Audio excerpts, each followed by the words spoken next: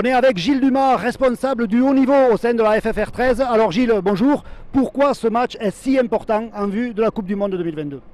Bonjour tout d'abord, et puis c'est vrai que ce match est très important puisque ce sera le seul match qu'on peut faire avant le tournoi, avant la Coupe du Monde. Donc voilà, 3 mois, 4 mois avant les échéances, c'est la dernière fois qu'on peut rassembler tous nos joueurs avant la dernière vraie échéance. Quels sont justement les futurs rendez-vous pour ce 13 de France ? Alors pour Léa, il n'y en aura pas énormément puisque tous les joueurs vont être pris avec leur club de Super League. Il faut savoir qu'aujourd'hui l'équipe de France est constituée essentiellement de joueurs professionnels et qui ont un calendrier très chargé avec leurs équipes. On va essayer de les réunir sur une journée, voire au maximum en accord avec les entraîneurs des différents clubs, notamment Sylvain Gnamara et Sylvain Oulès. Mais voilà, comme je dis, c'est vraiment très important aujourd'hui parce que c'est une des dernières rares fois où on pourra les avoir. Quel est l'objectif pour cette Coupe du Monde ? L'objectif, bien évidemment, il est de sortir de poule. On connaît la difficulté de la poule avec l'Angleterre, hein, grande favorite chez elle, les Samoa, qui annoncent vraiment une belle équipe cette année, et la Grèce. Il faut gagner 2 matchs pour être en quart de finale, voilà, c'est l'objectif, Angleterre ou Samoa. Donc il faut vraiment bien se préparer pour l'atteindre. Merci Gilles. On est avec Patrick Pedrazani, vice-président de la Fédération française de rugby à 13. Patrick, bonjour. La fédération a mis les petits plats dans les grands pour préparer au mieux ce match international. J'imagine que c'est déjà une réussite.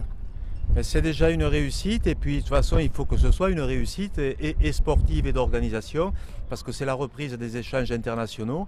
On a été malheureusement coupé trop longtemps de ces échanges et les échéances de Coupe du Monde arrivent à grands pas, donc c'est un grand et bel événement auquel on devrait assister. Alors justement, dans la prévision de ce qui est organisé en vue de cette Coupe du Monde, quelles sont les futures échéances ? Mais les futures échéances, c'est des matchs, alors c'est toujours un peu compliqué hein, parce qu'il y aura un match contre les Samoa en préliminaire mais qui va se dérouler en Angleterre donc, pour cette Coupe du Monde 2022 qui officiellement était la Coupe du Monde 2021, qui a été repoussée. Voilà, il y a eu une multitude de rassemblements hein, pour les garçons, pour les filles, le 13 fauteuil, donc des filles qui ont joué hier soir contre l'Angleterre, le 13 fauteuil qui va jouer cet après-midi aussi. Donc une multitude de stages, c'est tout ce qui pouvait être fait, mais rien ne remplace la compétition. Et ce match du Pays de Galles arrive à point nommé. Alors on sait que tu es également responsable de la commission d'arbitrage. L'arbitrage dans tous les sports est en difficulté. Où en est l'arbitrage à la Fédération de rugby à 13 ? Voilà, disons qu'officiellement je suis le coordonnateur, je suis l'élu du comité directeur en charge de cette commission, mais il y a un président qui s'appelle Richard Frileux, qui est un ancien arbitre national et international. Beaucoup de travail, c'est-à-dire que la crise, la pandémie du Covid nous a quand même beaucoup touchés. On a perdu beaucoup d'arbitres qui n'étaient plus en fonction et il y a une dynamique qui est en train de se créer avec des jeunes. C'est ce qui est très intéressant. J'espère qu'on ne va pas les dégoûter. Je multiplie les appels aux clubs pour faire en sorte que l'atmosphère dans les stades et entre autres la maîtrise de leur public soit importante parce que je ne voudrais pas qu'on loupe ces garçons qui sont motivés par l'arbitrage. C'est tellement rare, tout sport confondu, parce que c'est une tâche très ingrate. Moi qui ne l'ai jamais été arbitre, mais voilà, plutôt des fois à pester un peu contre eux sur les bords de touche. Non, il y a une bonne dynamique, c'est fragile comme beaucoup de choses, mais j'y crois.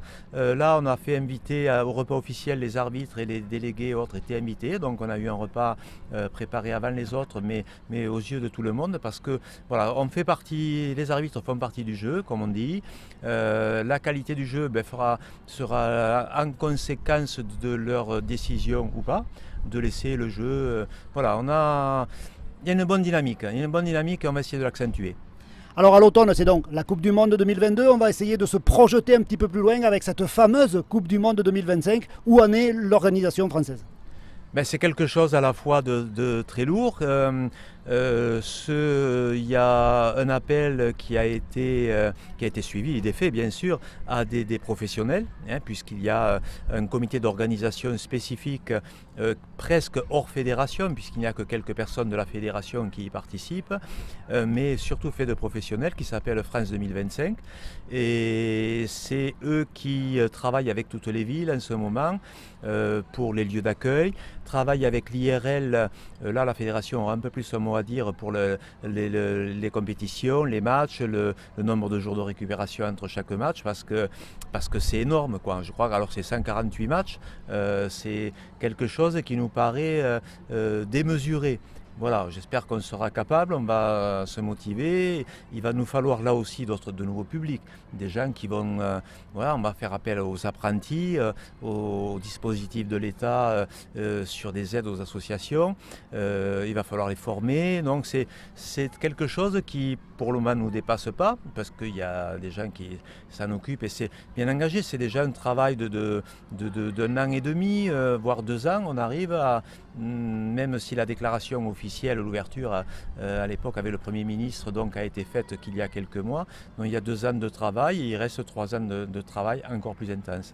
Merci Patrick pour toutes ces infos. À bientôt. Bonjour à tous. On est en direct du stadium municipal d'Albi à quelques heures du coup d'envoi de ce match France-Pays de Galles. Et on est avec Stéphane Vincent, arbitre de touche de ce match international. Alors Stéphane, bonjour. Merci de nous avoir accordé ces quelques instants. Est-ce qu'il n'y a pas une appréhension d'officier en tant qu'arbitre de touche dans un match international ? Alors une appréhension, non, on ne peut pas dire vraiment une appréhension. Après c'est une préparation qui est un peu différente. On sait que c'est des matchs internationaux, des matchs importants. Voilà, il y a une préparation avec l'IRL, mais c'est vrai que c'est un job qu'on a l'habitude de faire. Là, ce sera Geoffrey Poumens avec moi à la touche. Donc il y a Moore au centre, donc ce sera en anglais. Mais c'est vrai que voilà, une préparation importante, une des conditions un peu chaudes aujourd'hui. Mais après non, c'est un job qu'on a l'habitude de faire, donc il n'y a pas de souci. Alors dans quelques mois, c'est la Coupe du Monde. Est-ce qu'il va y avoir des arbitres français retenus ? Alors au niveau des arbitres français, il y a Benjamin Casti qui a été élu au niveau du panel numéro 1, donc lui c'est sûr qu'il fera l'arbitre au niveau de la Coupe du Monde. Après avec Geoffrey et moi on est sur le panel numéro 2, donc on attend un peu de nouvelles, mais voilà, pour l'instant on est encore en attente des décisions de l'IRL par rapport à cette Coupe du Monde. Merci Stéphane, bon match. Merci beaucoup à vous. On est avec celui qui aurait pu être le régional de l'étape, d'abord retenu dans les 27, puis ensuite malheureusement pas retenu dans le groupe, c'est Baptiste Fabre. Baptiste, bonjour. Alors pas trop déçu de ne pas jouer ce match ? Si, un peu déçu, surtout à Albi avec l'équipe de France, c'est quelque chose de fort. Malheureusement je ne suis pas dans les 20, mais j'espère qu'il y en aura d'autres et on croise les doigts pour les prochains matchs. Alors la Coupe du Monde se profile, c'est toujours un grand espoir ? Oui, c'est toujours un grand espoir, on va travailler pour. On va travailler pour ça et après on verra comment ça se passe. Alors il y a une rumeur qui court sur Albi, comme quoi Baptiste Fabre partirait en Australie. Info ou intox ? Info correct. J'ai toujours ce projet de partir et ça avance de plus en plus, donc on verra bien dans les mois qui arrivent, mais normalement c'est bon. Allez, bonne chance. À bientôt Baptiste. À bientôt.